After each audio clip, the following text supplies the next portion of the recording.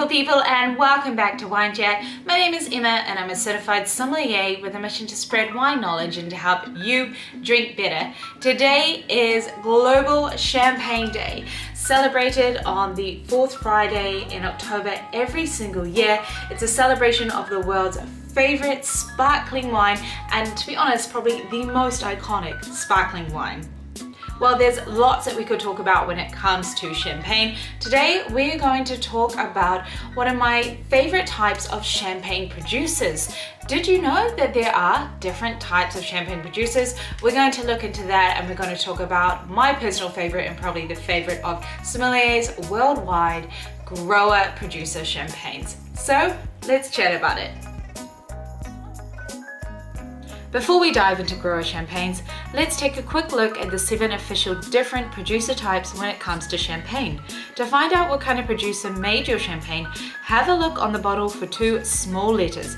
It will usually be in small print at the bottom of the front label, or occasionally if your champagne has a back label, it may also be found there. NM stands for Negociant Manipulant. This is a producer who buys all or some of their grapes from other growers. Anything with less than 94% estate grown fruit must be labeled as an NM. You'll find the larger champagne houses in this category. Think Moet, Veuve Clicquot, Pau Roger, and even Krug. RM stands for Reculant Manipulant. This is a grower producer who makes champagne from estate grown fruit. 95% of the grapes must originate in the producer's own vineyards. CM stands for Cooperative Manipulant, which is a grower's co-op that pools resources and produces wine under a single brand. RC stands for Reculant Cooperateur, which is a grower producer who has their own champagne brand made at a co-op facility. ND is for Negociant Distributeur, which is a buyer who labels and distributes champagne that they didn't grow or produce. SR is for Société de Recollant, which is a union of growers who share resources and collectively market their own brands. And finally, MA is Marquis d'Achat, or in English known as buyer's own brand, like a large supermarket or restaurant that buys a finished wine and sells it under their own private label. Today, we are chatting about the RM, the Reculant Manipulant, aka grower champagne. Champagne has approximately 16,000 growers, but only about 5,000 of them are established under the grower champagne label. But just because there's so many of them doesn't mean that they make up the large share of champagne that's produced. For instance, the larger champagne houses, of which there's about 320 of them, actually make up about 70% of production of all of champagne. So you can see by these figures, there's not a whole amount of grower champagne to go around. Basically, grower champagne producers do everything from A to Z in the winemaking process. They look after the land, they tend to their vines, they do the harvesting, they do the winemaking, everything.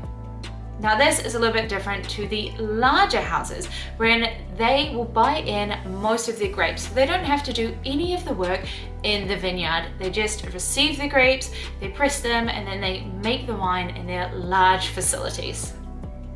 For this reason, grower champagne producers are thought of as being more artisanal winemakers, and the wines tend to be more terroir focused.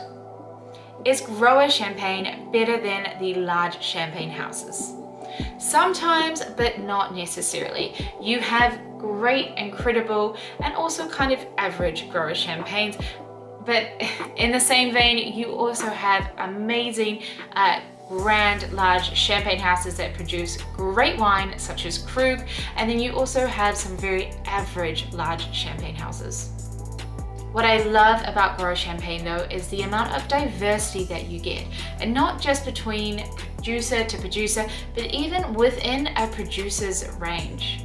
Because these grower producers are not shackled by the confinements of a larger champagne house and the restrictions you might have working for a larger company, they can do things how they want and do it their way. And for this reason, you'll find a lot of the grower producers, especially the great ones, they tend to work kind of more sustainably, whether that be organically, biodynamically, or just working well within the biodiversity of the environment of the vineyard. They really want their land to be the best it possibly can be to grow the grapes, and they work incredibly well within the cellar. Grower champagnes also have the freedom to make more narrowly defined wines, such as single vineyard plots or single crus, which really allows to show the grape growing, the terroir, and the winemaking skills of the winemaker. And this is not something that you'd necessarily see with the larger champagne houses. One thing that really strikes me with grower champagne is that it really allows you to have a look at where your champagne came from and who made it. It encourages us to look deeper within the history of the place, how everything works within the vineyard, and the person that made it and why they made the choices that they did. This isn't always possible with a larger house who buys grapes from so many different grape growers. You don't know where they really came from. Now, I'm not saying that the larger houses are necessarily a bad thing, and they're kind of non-vintage house styles that taste the same year after year are not necessarily a bad thing. But if you want a little bit more excitement and depth to your champagne, definitely try a grower champagne producer.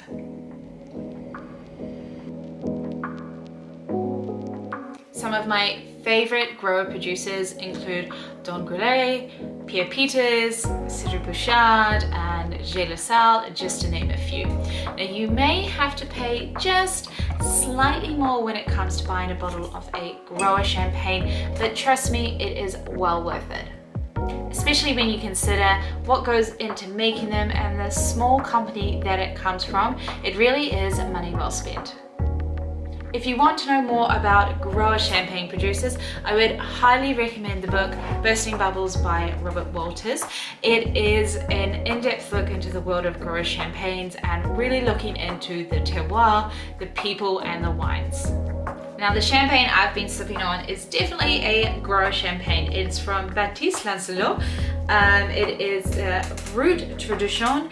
It is really dry, crisp, super refreshing, lovely kind of a little bit of stone fruit characteristics coming through. You have that kind of very subtle brioche-ness to it, but it's much more fruit forward, and it is absolutely delicious.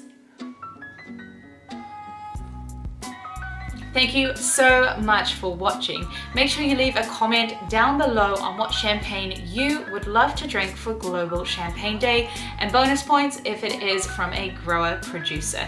Remember to give this video a like, share it with somebody who you think needs to know more about grower champagnes. Subscribe to Wine Chat for more wine education, and until next time, remember, drink better, be better.